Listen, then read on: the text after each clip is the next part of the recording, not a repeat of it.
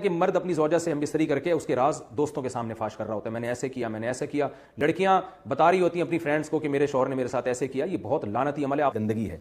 आप देखें कि वो गंदगी इस दर्जे की नहीं है जितनी ओरल सेक्स में गंदगी होती है। अगर उसमें डिस्चार्ज हो जाए बंदा, इंसान जो हमबिस्तरी करने वाला है ज़ौजा से, वो मुंह में डिस्चार्ज हो जाए, तो आप सोचें कि अल्लाह ताला शर्मगाह को गंदगी से बचा रहे हैं, जिसकी वजह। तो जी मौलाना साहब को बना दिया है इन्होंने सेक्स टीचर। ऐसे क्वेश्चंस मौलाना साहब से, सेक्स वाले क्वेश्चंस, भाई क्या ही तो क्वेश्चन पूछते हैं लोग, मतलब इतनी बेहूदगी भरे क्वेश्चन पूछते हैं कि मौलाना भी परेशान आ चुके हैं इनके क्वेश्चन से।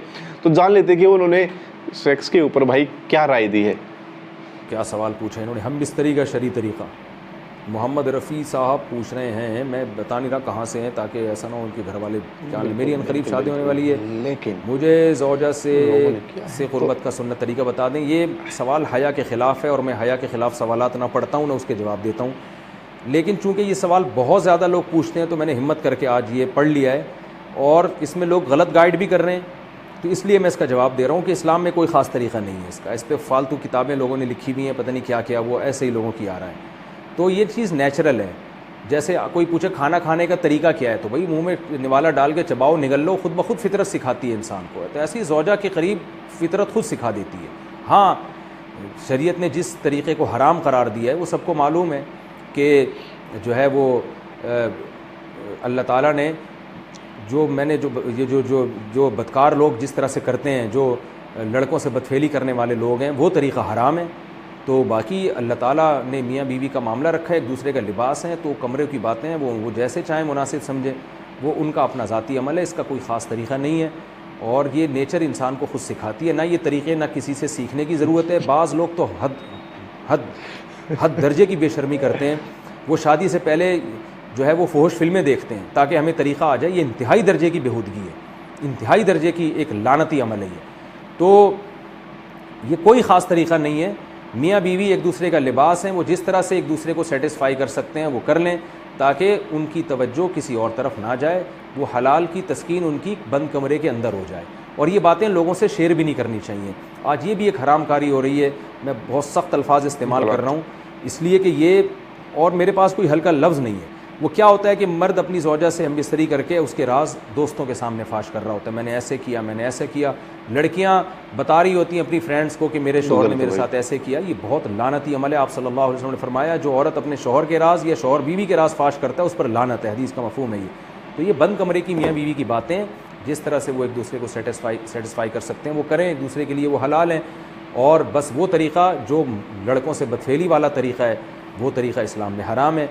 और अल्लाह ताला ने हालत हैज़ में ज़ौजा से हमबिस्तरी को हराम करार दिया क्योंकि उसमें गंदगी है। बाप देखें कि वो गंदगी इस दर्जे की नहीं है जितनी ओरल सेक्स में गंदगी होती है। अगर उसमें डिस्चार्ज हो जाए बंदा, इंसान जो हमबिस्तरी करने वाला है ज़ौजा से, वो मुंह में डिस्चार्ज हो जाए, तो आप सोचें कि अल्लाह ताला शर्मगाह को गंदगी से बचा रहे हैं, जिसकी वजह से हैज़ की हालत में हमबिस्तरी को हराम करार दिया। तो मुँह जिससे इंसान खाना खाता है, जिससे कलमा पढ़ता है, और जो इंसान के जिस्म में सबसे अशरफ उज़ू है, सबसे ज़्यादा मुअज़्ज़ज़ और मुकर्रम उज़ू है, उसमें ऐसी गंदगी को डालना कहाँ से जायज़ हो सकता है, कहाँ से हलाल हो सकता है। तो आज बाज़ मुतजद्दिद किस्म के लोग जो है ना इसको हलाल करार दे रहे हैं, तो ये बिल्कुल गलत है। तो ये बात खूब जहन में रखें कि ओरल सेक्स के ज़रिए अपनी ख्वाहिश को पूरा करना इस तौर पर कि डिस्चार्ज हो जाए इंसान औरत के मुंह में, बीवी के मुंह में, तो जी ये थे आपके पाकिस्तानी मौलवी साहब। तो ये कभी तो भाई क्या की बातें, गजब गजब के क्वेश्चंस पूछते हैं लोग इनसे।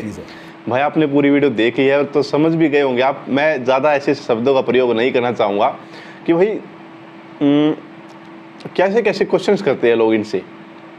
और मौलाना जी ने बताया, भाई देखो मैं बड़ा परेशान आ चुका हूँ इन लोगों से जो ऐसी बातें करते हैं, जो ऐसे क्वेश्चंस लेके आते हैं।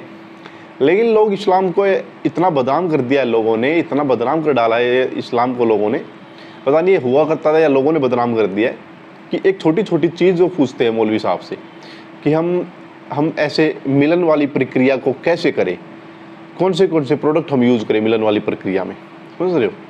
तो ये बात यार पूछने की थोड़ी होती है, लेकिन इनकी कुछ बातें अच्छी लगी। इन्होंने बताया भाई आप जो है मियाँ बीवी जो अपने राज बताते हैं अपने दोस्तों को, सहेलियों को, जो कि गलत है और ये बिल्कुल गलत है।